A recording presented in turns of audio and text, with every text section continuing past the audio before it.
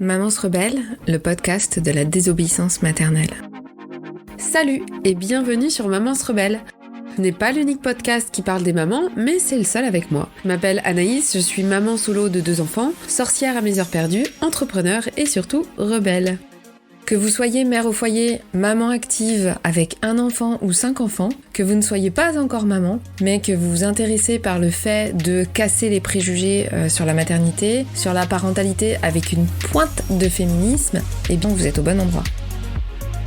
Dans cet épisode, nous allons parler de comment s'identifier comme maman rebelle, du droit de se rebeller, de ces petites phrases sexistes et anodines qu'on peut entendre parfois, de blessures d'injustice et de quelques pistes pour en guérir, et de savoir se reconnaître en tant que maman rebelle, et aussi ce que les autres peuvent en penser.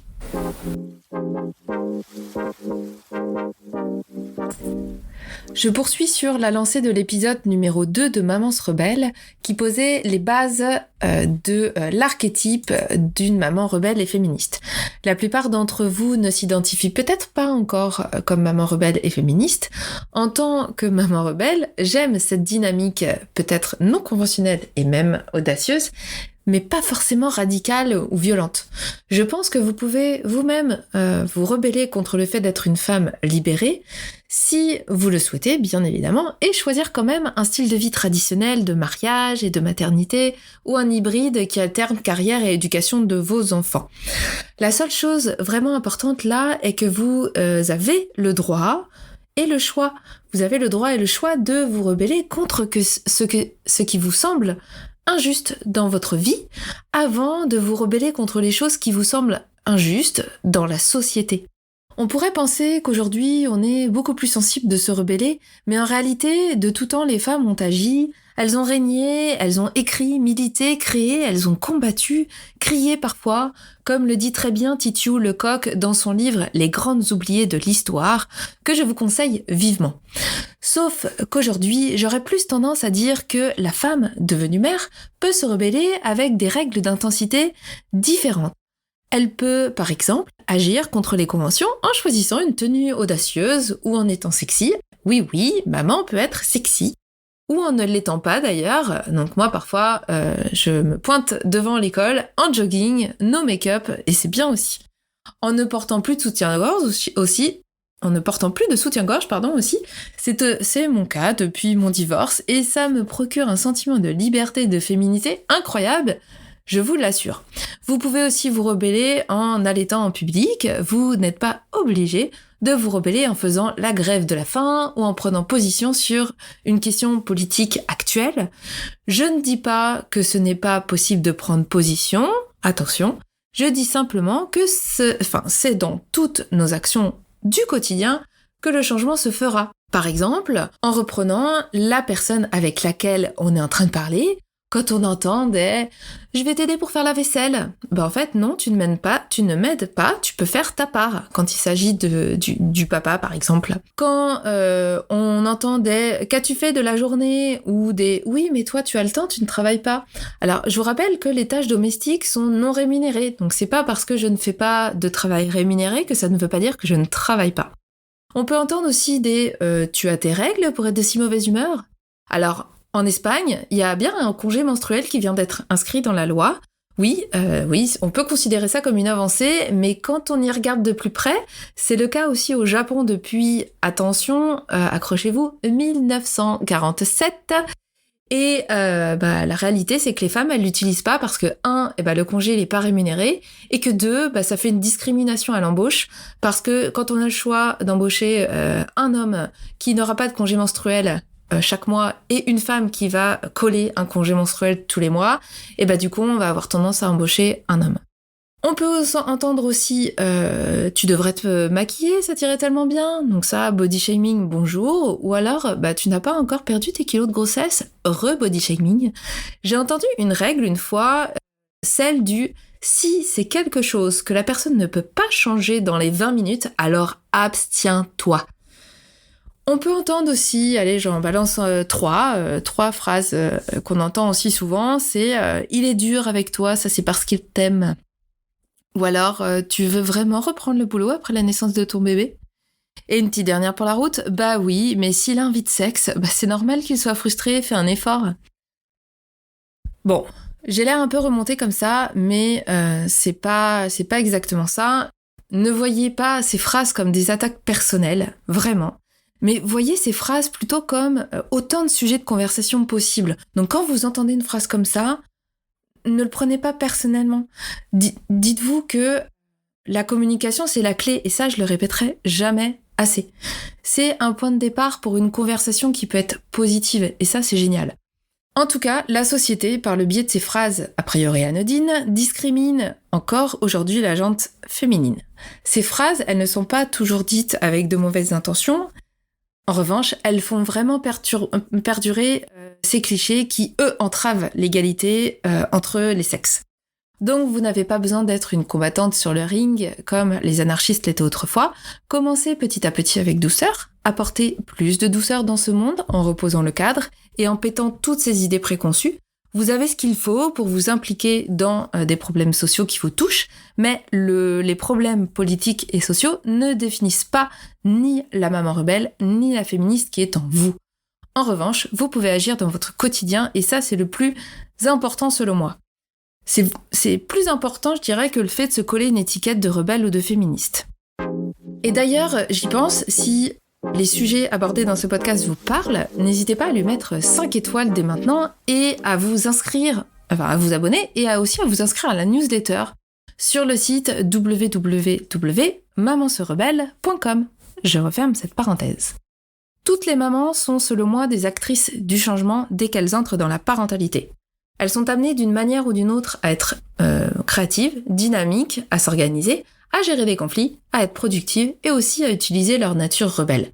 Mais attention, sans leur permettre de devenir un élément destructeur dans leur propre vie et celle de leur entourage.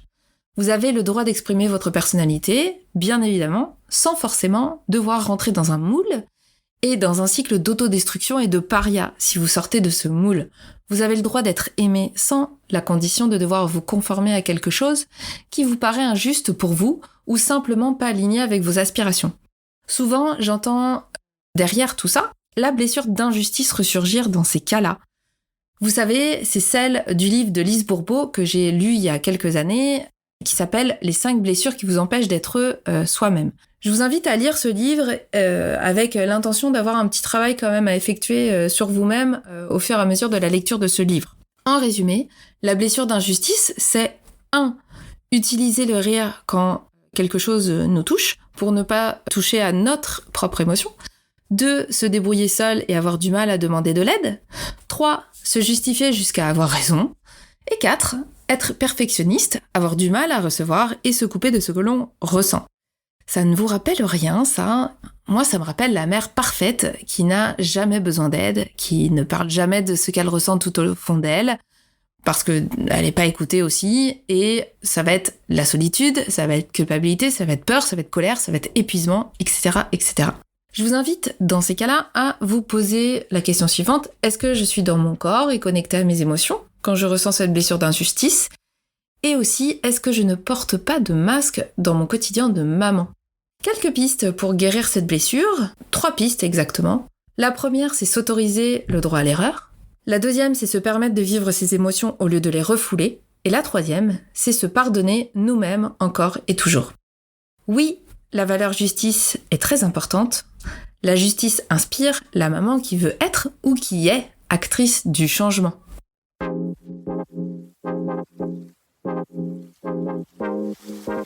Comment vous pouvez vous reconnaître dans Maman se rebelle?